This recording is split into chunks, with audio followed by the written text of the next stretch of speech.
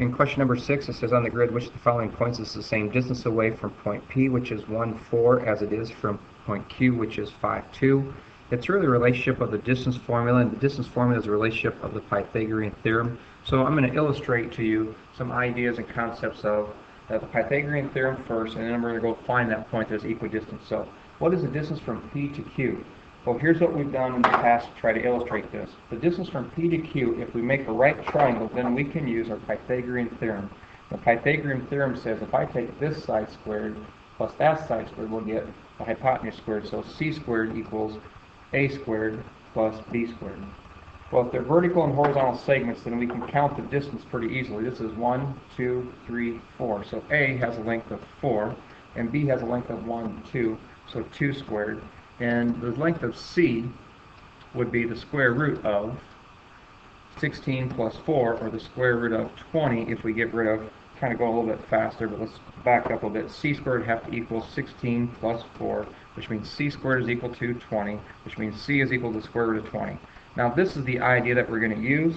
We're going to use this idea of the Pythagorean theorem to help us calculate distances.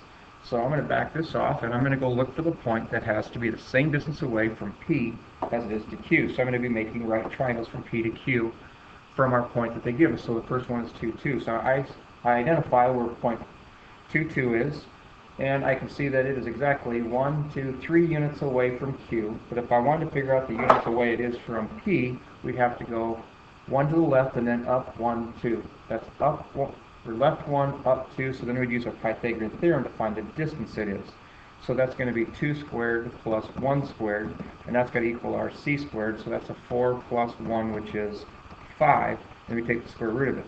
Well, the square root of 5 is not the same as 3, so I know the ordered pair 2, 2 is not the point I'm looking for, so I move on to the next one. And this can be done rather quickly once you get the flow of it.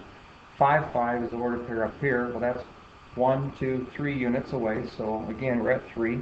Then we're going to calculate the distance from this point, 5, 5, to P. So we really want to know this distance, but to get that distance you go 1, 2, 3, 4 units to the left and down 1. So that's 4 squared plus 1 squared, which is 16, plus 1, which is the square root of 17, again, which is not equal to a 3, so I know that is not my point.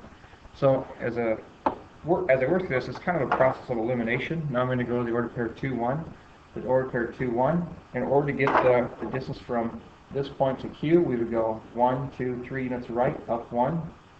And that's going to be 3 squared plus 1 squared, which is 9 plus 1, or 10, square root of 10.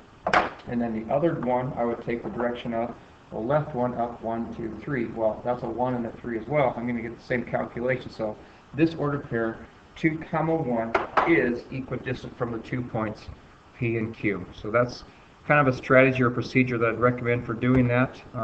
Rather than just eyeballing them, you have a mathematical procedure to find the actual distance.